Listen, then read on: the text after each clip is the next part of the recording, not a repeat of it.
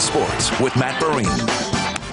For 30 years, we've watched golfers conquer the Price Cutter Charity Championship on their way to the PGA Tour. Today, though, the biggest check ever up for grabs with an even bigger field fighting for it. Color 10's Dan Lucy has your recap from Championship Sunday at Highland Springs. Kansas City native Harry Higgs started the championship round of the PCCC with a PB&J.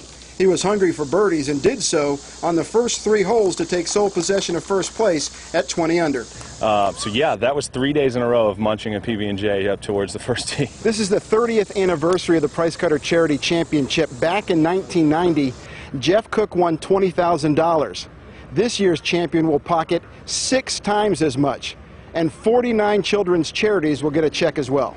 In that long history, no golfer has won this event twice. Andrew Savoda gave it a shot. He birdied 3 of the first 5 holes, then on 11, he would hold this chip shot for an eagle to tie for the lead at 20 under.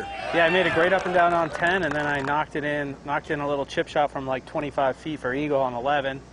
And I was playing really well. But the 2013 winner missed a birdie try on 14 and finished in second place. I had a great birdie putt on 14 from like 12 feet, and I missed that, and that was my really good chance. I had a good chance on the last hole, but I needed a couple more to go in. Grant Hirschman had a great week in Springfield. On 11, his birdie kept him in a tie for first place with Higgs. The two played stroke for stroke through the first 12 holes. Yeah, we were both playing great golf. I thought we were both going to kind of get some separation out there from the field, and kind of slowed up coming down the stretch in the last 6. It was kind of nice, the two of us just back and forth, hitting some good shots, and then it just made me, I think he and I both, we just kind of relaxed in that, and it was kind of nice. We kind of cocooned ourselves, didn't really worry about anybody else. Then on 14, the 24-year-old tour rookie found himself in the deep rough and double bogeyed and fell out of contention. It's tough. You never want to have something like that happen to you on a Sunday, especially in contention.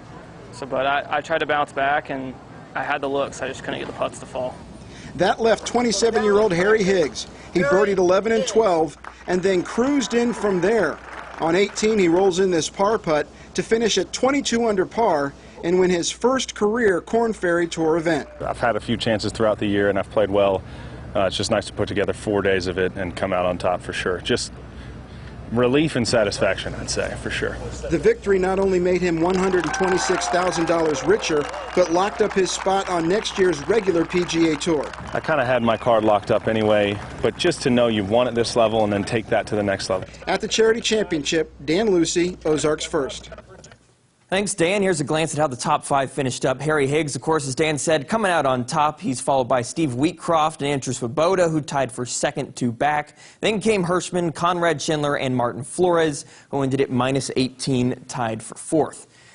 Now, today marked rehab appearance number 5 for Matt Carpenter, his 3rd for Springfield. And for the struggling third baseman, it meant the continued search for his first hit of the rehab stretch. Carpenter hitless through 2 games in Memphis and 2 in Springfield. And after today, we can make it 5 hitless games total. He went 0 for 4 in the afternoon. 1 strikeout, certainly not the numbers he's wanting. Luckily, the other Springfield bats were plenty prolific. First inning, Yariel Gonzalez at the plate. He's going to launch his 7th home run of the season. It's a 2-run shot to right, putting the Birds up a pair. Same frame, Justin Turner does the same with this 2-run bomb to center, as Springfield goes on to outlast the Hooks 6-5 in a walk-off winner, courtesy of Dylan Carlson. The St. Louis Cardinals, meanwhile, in a rubber match with Houston, and the Stros set the tone early. Top first George Springer takes Dakota Hudson for a ride. A solo shot putting H-Town up 1-0. Jump to the 5th, 2-0 now. Jose Altuve provides the Astros' 3rd dinger of the day on a 3-run shot. All Houston early up 5-0. Next inning, 1 positive takeaway. Rahel Ravello gets his first Major League RBI with a double to left, but his career milestone is not enough for the win, as the Astros take the series with a 6-2 victory. And the Royals trying to avoid the sweep hosting Cleveland. Bottom 3rd down 3-1. Ryan O'Hearn grounds out, but Trevor Bauer's throw home way too strong. Gordon and Dozier both score on the air to tie the game. 5th inning, game tied at 5 now. Nicky Lopez coming through clutch with the single. Ryan O'Hearn, Jorge Soler score for a 7-5 lead. Cleveland pitcher Trevor Bauer is so upset with his performance, he throws a tantrum. And I mean literally throws one, as in over the center field wall. He apologized after the game for launching that one, but it does not change the score, as Kansas City wins 9-6.